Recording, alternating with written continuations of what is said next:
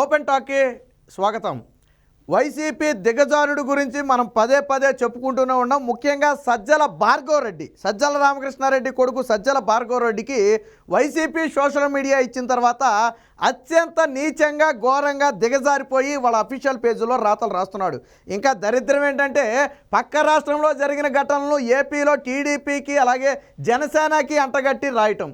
ఇంతకంటే దిగజారుడు అనుకున్న ప్రతిసారి కూడా సజ్జల భార్గవరెడ్డి దిగజారుతూనే ఉంటాడు. నిన్న తెలంగాణలో శంకర్ అనే ఒక జర్నలిస్ట్ మీద దాడి జరిగిన మాట మన అందరికీ తెలిసిందే.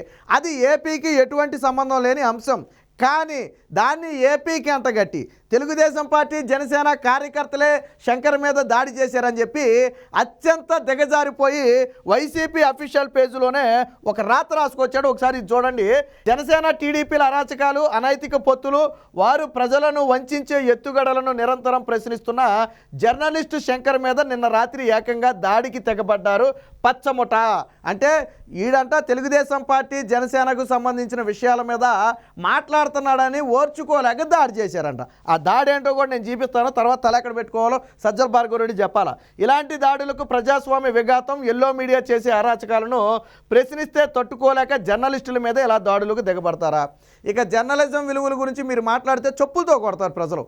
మొన్న ఏబిఎన్ విలేకరు శ్రీకృష్ణను చంపేసినంత పని చేశారు వైసీపీ గోండాలు, రౌడీలు, గంజాయి తాగుబోతులు. ఆల్మోస్ట్ చంపేసినంత పని చేశారు. అలాంటి మీరు జర్నలిజం విలువల గురించి మాట్లాడతారు. అలాగే ఈనాడు పత్రిక మీద పట్టపగలే మీ గోండాలను పంపి దాడులు చేయించారు. అలాంటి మీరు ఈ జర్నలిజం విలువల గురించి మాట్లాడతారు. ఇంతకంటే దిగజారడు అనుకున్న ప్రతిసారి కూడా ఇలా దిగజారిపోయి రాతలు రాస్తూనే ఉంటారు. ఇక్కడ అర్థం కాని విషయం ఏంటంటే పక్క రాష్ట్రంలో జరిగిన ఘటనకు దీనికి ఏంటి సంబంధం? ఈ ఘటన ఎక్కడ జరిగింది? తెలంగాణలో జరిగింది. మరి ఏపీలో టీడీపీకి జనసేనకి ఏంటి సంబంధం? దాడికి గురైన శంకర్ కూడా నా మీద కాంగ్రెస్ దాడి చేసిందని చెప్పాడు, కానీ టీడీపీ జనసేన దాడి చేసిందని ఎక్కడా చెప్పలేదే. కానీ ఎందుకు మరి దీన్ని టీడీపీకి జనసేనకి అంటగట్టే ప్రయత్నం చేస్తున్నారు? ఇక్కడ చూడండి, ఇక్కడ రాశాడు కదా, ఇక టీడీపీకి జనసేన కానీ రాశాడు కదా. నేను కేటీఆర్ ట్విట్ ఒకటి చూపిస్తా చూడండి ఒకసారి. ఇది కేటీఆర్ అఫీషియల్ హ్యాండిల్.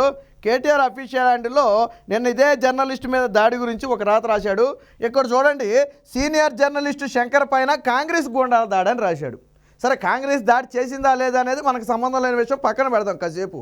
అంటే ఇక్కడ ఏపీలో ఈ ఘటన జరగలేదు, తెలుగుదేశం జనసేనకు సంబంధమే లేదు కదా. మరి ఎలా దిగజారిపోయింది అఫీషియల్ హ్యాండిల్లో తెలుగుదేశం జనసేనకు అంటగట్టి రాసావు నీచమైన రాతలు?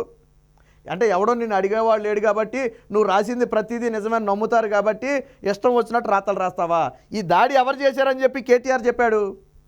కాంగ్రెస్ చేసిందని చెప్పాడు. పూర్తిగా తెలంగాణలో అంశం. చేసిందా లేదా అనేది కూడా మనకు సంబంధం లేని విషయం, అది వాళ్ళ రాజకీయ వ్యవహారం అది. కానీ ఇక్కడ మరి ఏపీలోకి ఎలాగ అంటగట్టావు? వాస్తవానికి నిన్న కాంగ్రెస్ పార్టీ కూడా దాడి చేయలేదు. నా దగ్గర దానికి కూడా ఆధారాలు ఉన్నాయి, నేను అది కూడా ఒకసారి నేను మీకు చూపిస్తాను చూడండి. ఇదిగో ఈ లేఖ నిన్న ఎవరైతే దాడికి గురయ్యాడో ఆ శంకర్ ఫ్రెండ్ నరసింహ అనే వ్యక్తి ఇచ్చిన పోలీస్ కంప్లైంట్. ఈ కంప్లైంట్లో ఏమని ఉంది? నిన్న చిన్న యాక్సిడెంట్ విషయంలో రోడ్డు మీద శంకర్ ఇద్దరు అమ్మాయిలతో వాగ్వివాదానికి దిగాడు.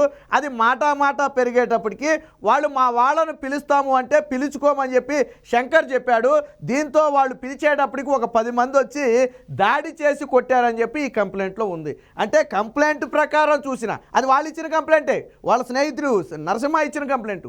వాళ్ళు ఇచ్చిన కంప్లైంట్ను బేస్ చేసుకుని చూసిన ఇద్దరు మహిళలతో చిన్న యాక్సిడెంట్ విషయంలో జరిగిన గొడవ అది కొంచెంగా పెరిగి దాడికి కారణమైంది. ఇందులో తప్పు ఎవరిది, ఒప్పు ఎవరిది అనేది మనకు సంబంధం లేని విషయం. అందులో శంకర్దే తప్పు ఉందా లేదా మహిళలదే తప్పు ఉందా అనేది మనకు తెలియదు, ఎందుకంటే మనం చూడలేదు. కానీ కంప్లైంట్ ప్రకారం చూసుకున్నా కానీ ఇద్దరు మహిళలతో జరిగిన ఒక గొడవ విషయంలో అది పెద్దదయ్యి దాడికి గురైంది.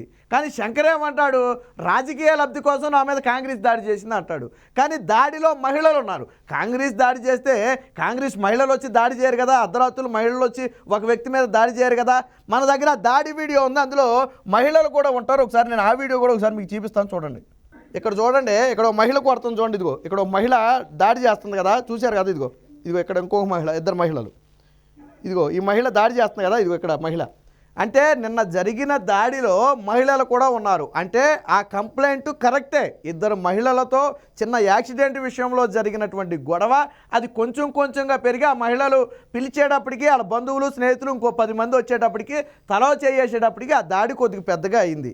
కానీ ఇలాగ అమ్మాయిలు బంధువులు వచ్చి నన్ను కొట్టారు అంటే సిగ్గుపోతుంది కాబట్టి కాంగ్రెస్ దాడి చేసిందని చెప్పి శంకర్ చెప్పాడు. మరి కాంగ్రెస్ దాడి చేస్తే ఇక్కడ ఉన్నటువంటి మహిళలు ఎలా కొట్టారు? శంకర్ని మహిళలు ఎలా దాడి చేశారు? మహిళలు అంటే ఇది పూర్తిగా తెలంగాణలోనేమో బీఆర్ఎస్ ఉపయోగించుకోవాలని ప్రయత్నం చేసింది, ఏపీలోనేమో ఈ సజ్జల భార్గవరెడ్డి ఉపయోగించుకోవాలని ప్రయత్నం చేశాడు. కానీ ఇద్దరిది కూడా తప్పే. అసలు తెలంగాణ విషయం కాసేపు పక్కన పెడితే మన ఏపీకి సంబంధమే లేని విషయం ఈ విషయం.